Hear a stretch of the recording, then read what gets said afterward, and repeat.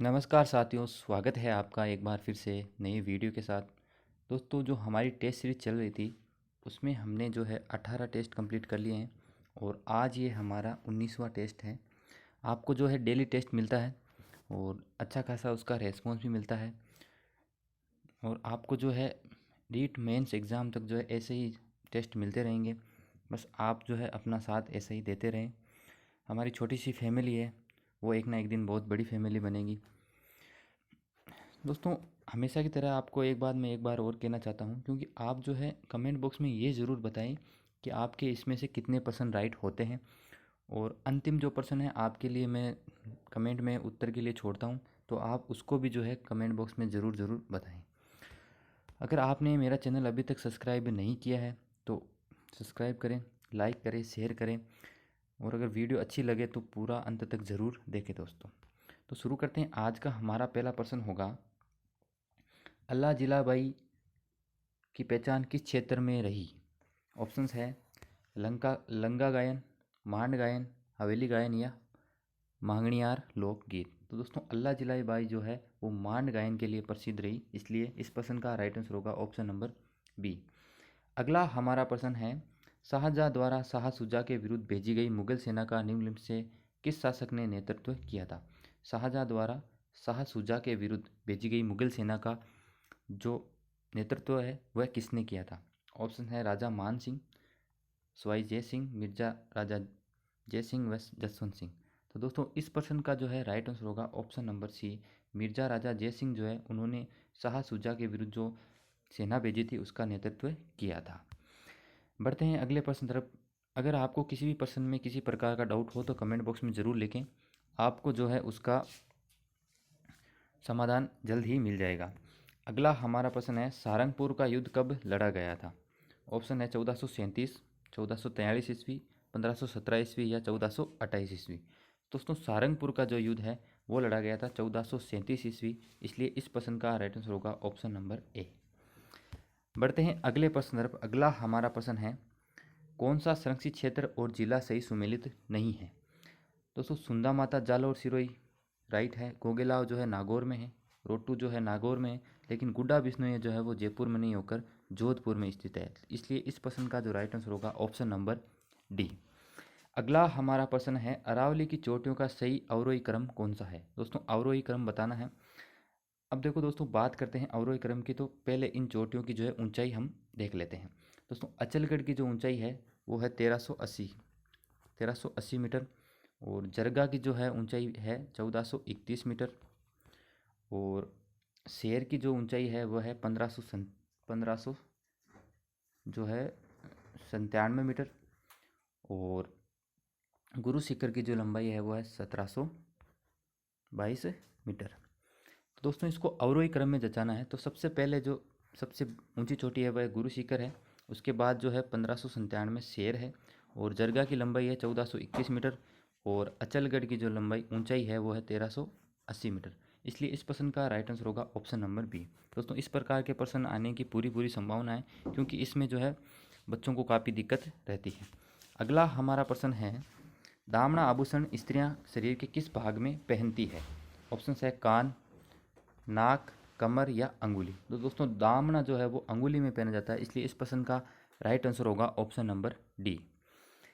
अगला हमारा प्रश्न है, मेवाड़ पुकार नामक 21 सूत्रीय मांग पत्र किसने तैयार किया था? किसने तैयार किया था ये बताना है। ऑप्शंस है हरिदेव जोशी ने, गोविंद गिरी ने, माणिक्यलाल वर्मा ने या मोतीलाल तेजावत ने। तो दोस्तों, 21 सूत्रीय मांग पत्र जो है मोतीलाल तेजावत ने तैयार किया था, इसलिए इस प्रश्न का जो राइट आंसर होगा ऑप्शन नंबर डी। बढ़ते हैं अगले प्रश्न तरफ। अगला हमारा प्रश्न है, चांद, तैयब, राम सिंह भाटी, साहिबा व उसना चित्रकार निम्न से किस चित्र शैली से संबंधित है?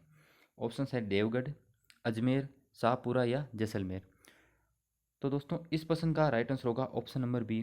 जो चांद, तैयब, राम सिंह भाटी और साहिबा व उसना जो है वो अजमेर चित्रशैली से संबंधित थे।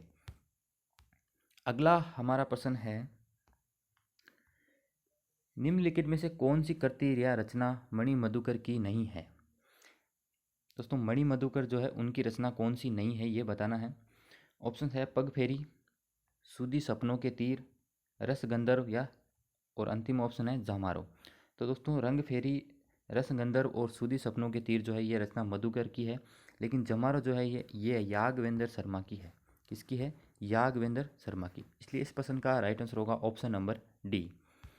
बढ़ते हैं अगले प्रश्न तरफ। अगला हमारा प्रश्न है, महाराणा प्रताप के किस सौतेले भाई को अकबर ने जहाजपुर की जागीर प्रदान की थी? ऑप्शंस है उदय सिंह, शक्ति सिंह, जगमाल सिंह या माधो सिंह। तो दोस्तों इस प्रश्न का राइट आंसर होगा option number C, Jagmal Singh जो है उनको अकबर ने जहाजपुर की जागीर प्रदान की थी, और ये जगमाल सिंह जो है महाराणा अकबर के सौतेले भाई थे। अगला हमारा प्रश्न है, निम्नलिखित में से कौन सा हस्तशिल्प या स्थान सुमेलित नहीं है?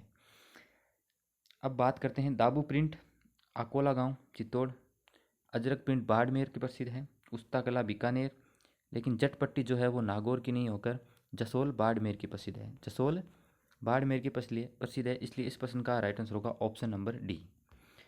बढ़ते हैं अगले प्रश्न तरफ। अगला हमारा प्रश्न है, तीर्थ स्थल गलियाकोट किस नदी के किनारे स्थित है? परवन, माही, साबरमती या सोम। तो दोस्तों गलियाकोट जो है वो माही नदी के किनारे स्थित है, इसलिए इस प्रश्न का राइट आंसर होगा ऑप्शन नंबर बी।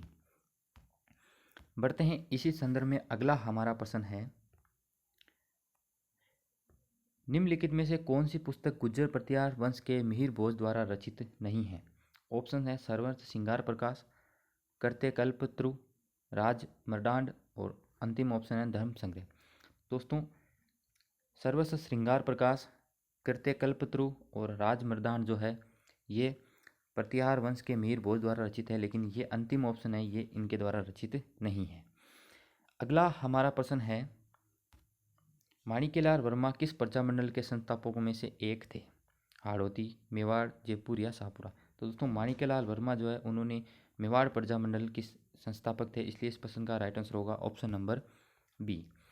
अगला हमारा प्रश्न है, कौन सी राष्ट्रीय उद्यान रामसर साइट में शामिल किया गया? कौन सा राष्ट्रीय उद्यान जो है रामसर साइट में शामिल किया गया है?